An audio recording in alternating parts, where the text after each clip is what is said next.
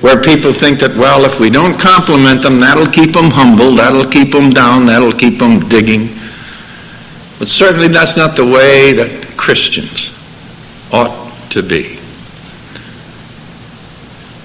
If anyone has been helpful in instructing us, upholding us, strengthening us, let's use the words of encouragement to encourage them.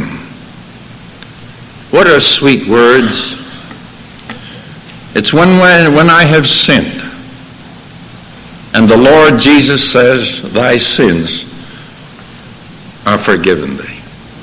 They're sweet words. Someone has said that there's a tombstone in the cemetery in New Jersey.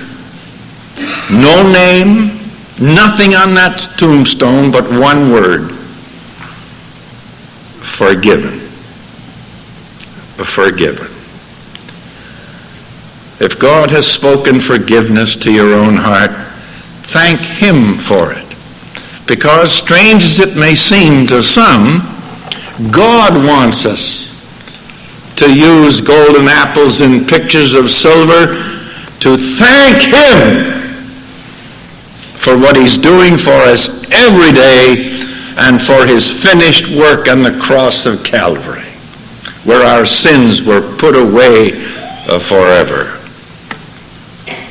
One of the things that plunged humanity into the degradation of the lowest form of human behavior came about, Paul says, because when they knew God, they glorified Him not as God, neither were they thankful. And God gave them up. One of the reasons God saved us is so that we would become a thankful people. Can you thank God tonight for forgiveness of sins? Or are you carrying your sins? Can you thank God tonight for the fact that He saved you? You know you belong to Him? Or are you on your way to a Christless eternity?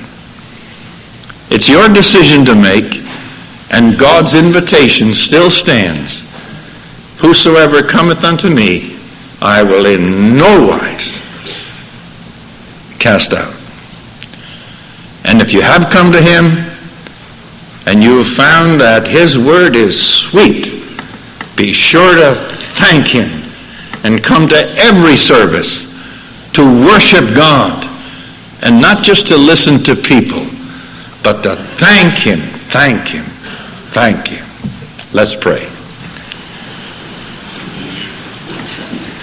Lord, as we look at some of these practical aspects, we pray that Thou will teach us so that truly we will be fully instructed.